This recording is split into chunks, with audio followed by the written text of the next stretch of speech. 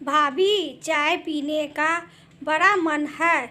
आप भैया के लिए बनाओ तो मेरे लिए भी एक कप बना देना। साक्षी ने धीमी आवाज में कहा और चुप हो गई। वंदना ने सुन लिया और कहा, साक्षी, अभी तुम्हारे भैया को आने में समय लगेगा। इतना ट्रैफिक जो रहता है।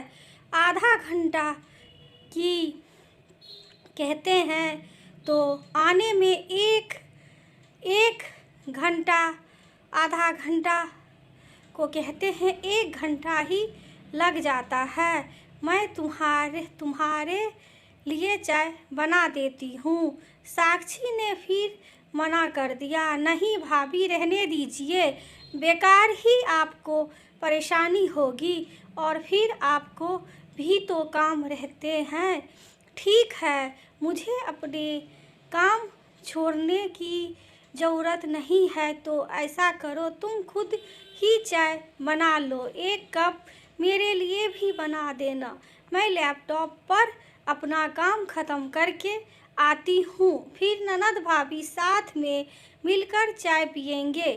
थोड़ी देर बाद साक्षी चाय बनाकर ले आती है और खामोशी से पीने लगती है। उसका उतरा चेहरा देखकर वंदना से रहा नहीं जाता है।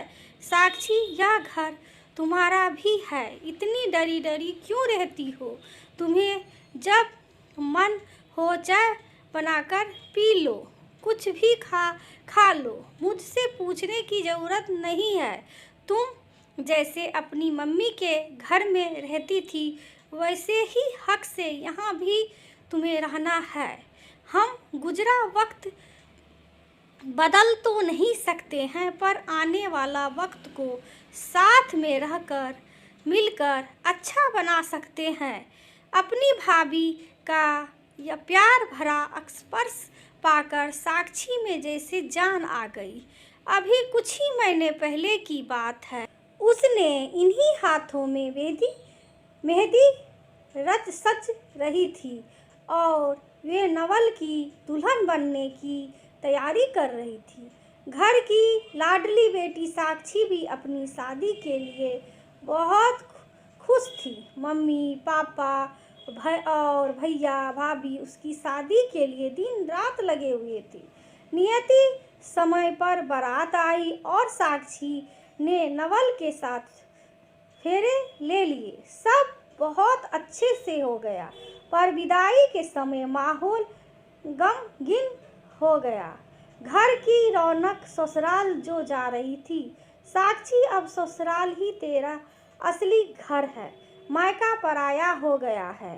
तुझे अब ससुराल के रंग ढंग में ही ढलना होगा। यह घर अब तेरा नहीं रहा, माँ ने गले लगाकर समझाते हुए कहा। सबसे विदा लेकर साक्षी ससुराल आ गई। ससुराल में सब लोग बहुत अच्छे थे। नवल तो साक्षी के पत्नी के रूप में पाकर बहुत ही खुश था। दोनों हनीमून के लिए पहाड़ों पे चले गए और वे अचानक से नवल खाई में गिर गया और मौत के मुंह में समा गया। साक्षी की तो दुनिया ही उजड़ गई। ससुराल से वापस मायके आ गई। मम्मी पापा उसके जीवन से दुख कम करने के लिए कुलदेवी के मंदिर गए। रास्ते में भयानक कोहरा था। बस का एक्सीडेंट हो गया और दोनों ही इस दुनिया को छोड़कर चले गए। साक्षी को बहुत बड़ा सदमा लगा। उसे लग रहा था कि पति के जाने के बाद कम से कम माँ के यहाँ तो सहारा मिल जाएगा। सारे क्रियाक्रम करने के बाद साक्षी के भाई संदीप ने सारी जायदाद बेच दी। अब बहन साक्षी की जिम्मेदारी उस पर ही थी। वे बड़ा ही असमंजस में था। तभी वंदना ने कहा, संदीप, तुम इतना सोच क्या रहे हो? अब साक्षी की जिम्मेदारी हमें ही उठानी है। अब साक्षी हमारे में शहर ले चलो। वे यहाँ अकेली किसके भरोसे रहेगी। उसे हम इस तरह गांव में अकेला नहीं छोड़ सकते। वंदना, तुमने तो मेरे मन की बातें कह दी है। दोनों पति पत्नी साक्षी को अपने साथ शहर में ले आए। वंदना और संदीप दोनों शहर में ही रहते थे। साक्षी उनका घर देखकर दंग रह गई। दूसरा, उसे हिचकिचाहट भी थी।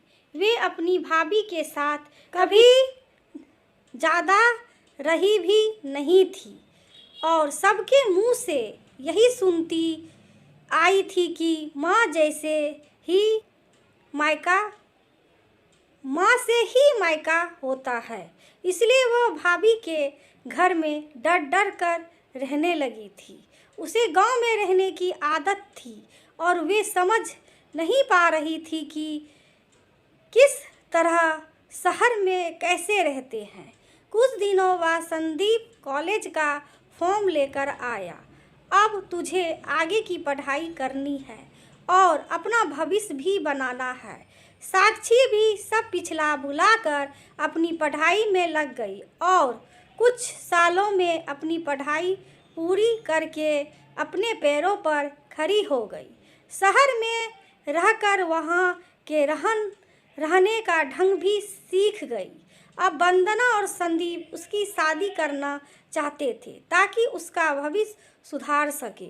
उन्होंने लड़का देखना शुरू कर दिया और मनोज ने साक्षी को पसंद कर लिया। पर शादी से पहले उन्होंने लड़के वाले को साक्षी का बीता हुआ कल बता दिया। मनोज ने साक्षी को पसंद कर लिया और उसे चाहने लगा था। आखिरकार फिर से घर में शहनाई बजी और साक्षी की शादी हो गई।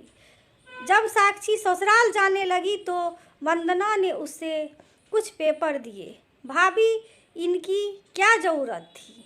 साक्षी, जब हम गांव का घर और जायदाद बेची तो उसके 2 बराबर हिस्से कर लिए।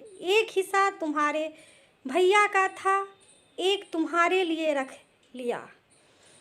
इतने सालों तुम हमारे साथ थी, छोटी थी, पर अब तुम भी समझदार हो गई हो और तुम्हें एक जीवन साथी भी मिल गया है। इसलिए अब तुम अपने हिस्से की जायदाद संभाल सकती हो। साक्षी, वे तुम्हारी माँ का घर था, तुम उसमें बराबर की हिस्सेदार थी। मैं तुम्हारी भाभी हूँ। माँ तो नहीं बन सकती पर माँ जैसे प्यार देने की कोशिश ज़रूर करूँगी। तुम मेरे लिए पराई नहीं हुई हो। आज भी यह घर तुम्हारा है, तुम जब चाहे यहाँ आ सकती हो। साक्षी अपनी भाभी के गले लग गई। मैं बड़ी नसीब वाली हूँ जो मुझे आप जैसी भाभी और भाई मिले। दोनों ने मिलकर साक्षी को हंसी खुशी विदा कर दिया। दोस्तों, ये कहानी आप सभी को कैसे लगी? यदि अच्छी लगी हो तो लाइक करिए, सब्सक्राइब करिए, शेयर करिए। दोस्तों, वीडियो देखने के लिए आप सभी दोस्तों का धन्यवाद। थैंक यू दोस्तों।